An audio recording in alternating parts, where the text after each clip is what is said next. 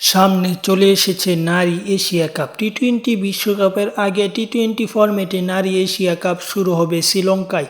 শ্রীলঙ্কায় নারী Asia cup শুরু হবে 19 জুলাই থেকে এবং বাংলাদেশের ম্যাচ পরদিন স্বাগতিক শ্রীলঙ্কার বিপক্ষে 20 জুলাই। সব কিছু মিলিয়ে বাংলাদেশের লক্ষ্য জানিয়েছেন নিগার সুলতানা জ্যোতি। তিনি বলেছেন, বাংলাদেশের এবারের নারী যে এশিয়া কাপ ক্রিকেট অনুষ্ঠিত হবে সেখানে আগের চ্যাম্পিয়ন বাংলাদেশ এবার সেমিফাইনালের লক্ষ্যেই খেলবে এবং পরবর্তীতে বাংলাদেশ ফাইনাল খেলার লক্ষ্যে থাকবে। সব কিছু মিলিয়ে বাংলাদেশ সেমিফাইনাল খেললেও অবাক হওয়ার কিছু থাকবে না বা ফাইনাল চ্যাম্পিয়ন হলেও অবাক হওয়ার কিছু থাকবে না, কারণ বাংলাদেশ আগেরবার চ্যাম্পিয়ন হয়েছে। সব কিছু মিলিয়ে একটি সুন্দর এবং পরিপাটি দল নিয়েই শ্রীলঙ্কার উদ্দেশ্যে রওনা দিবে আর কয়েকদিন পর বাংলাদেশ নারী ক্রিকেট দল। এবং এই স্কোয়াডে এশিয়া কাপের স্কোয়াডে কারা কারা থাকবে সব জানাবো, তাই দেরি না করে চ্যানেল সাবস্ক্রাইব করে পরের যে ভিডিওগুলো থাকছে সেখানে এশিয়া কাপের প্রথম থেকে শেষ পর্যন্ত যা খবর আছে সব আপনাদের জানাবো, তাই চ্যানেল সাবস্ক্রাইব করে রাখুন। এবং এশিয়া কাপ এবং